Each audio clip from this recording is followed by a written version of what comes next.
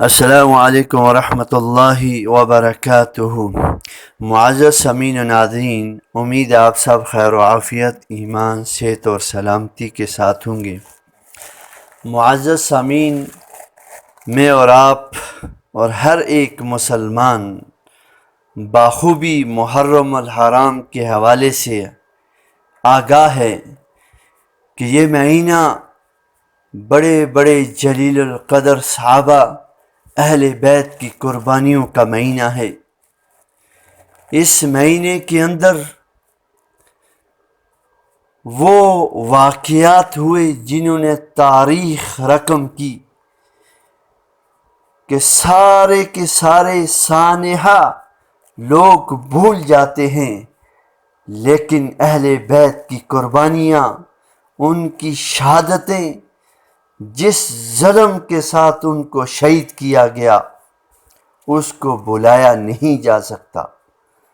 تاریخ مٹانا چاہے تو پھر بھی نہیں مٹا سکتی، کیونکہ نواسہ رسول، لخت جگر، نور نظر، امام الانبیاء سرکار دو عالم صلی اللہ علیہ وسلم کے شہزادے حضرت حسین رضی اللہ تعالی عنہ کی شہادت کا دن ہے۔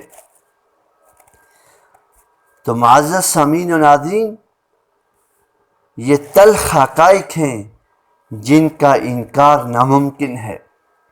جان انہوں نے دے دی، لیکن اسلام پر آنچ نہیں آنے دی، اپنے نانا کے دین پر آنچ نہیں آنے دی، اپنی جان دے دی، سب کچھ قربان کر دیا، لیکن اسلام کی عیشات اور آبیاری میں ذرہ برابر بھی فرق نہیں آنے دیا۔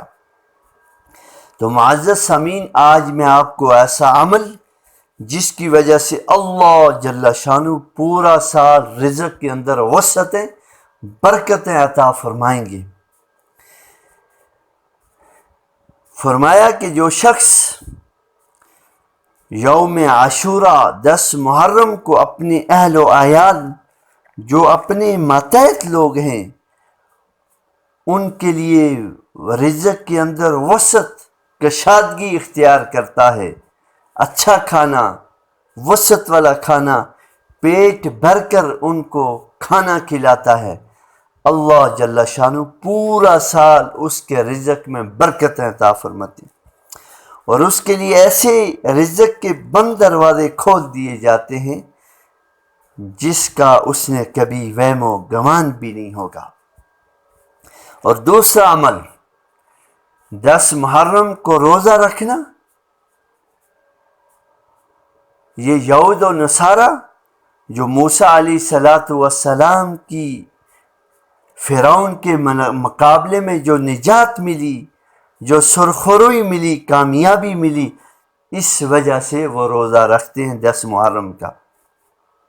لیکن حضور نبی کریم امام الانبیاء سرکار دو عالم صلی اللہ علیہ وسلم نے فرمایا، جو میرے اور آپ کی اور قیامت تک کی صبح کے مسلمان کے لیے پیغام ہے کہ من تشبہ بقوم فہو منہ، کسی قوم، قبیلے، معاشرے کی مشابہت اختیار نہیں کرنی۔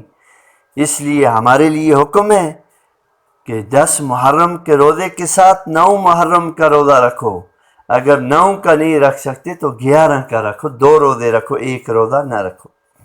اور تیسرا کام، کثرت کے ساتھ استغفار کرنا، کثرت کے ساتھ استغفار اور درود پاک کا پڑھنا۔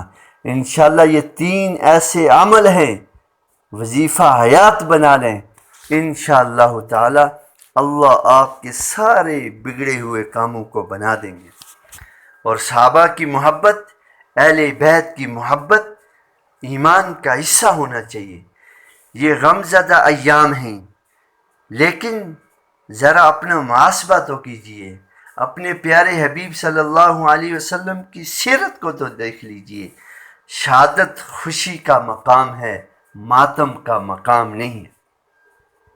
شہادت کا رتبہ اللہ ان کو مرحمت فرماتے ہیں جن کو اللہ قبول کرتے ہیں۔ تو شہادت اللہ کا بہت بڑا انعام ہے۔ دعا کرنی چاہیے کہ اے اللہ ہمیں عافیت والی، رحمت والی، شہادت والی، ایمان والی، حیا والی، عزت والی، غیرت والی موت نصیب فرما۔ شہادت کی تمنا اہل ایمان کا منصب ہے. اہل ایمان اس کے بغیر زندگی گزارنا ناممکن سمجھتے ہیں. موت ہو تو شہادت والی موت ہو. تو اس لیے معزز سامعین و ناظرین اور ہماری مائیں بہنیں بیٹیاں، ان اعمال کو زندگی میں لگائیں. انشاءاللہ اللہ دن دگنی رات چگنی ترقی عطا فرمائیں گی. جزاکم اللہ خیر و احسن الجزا.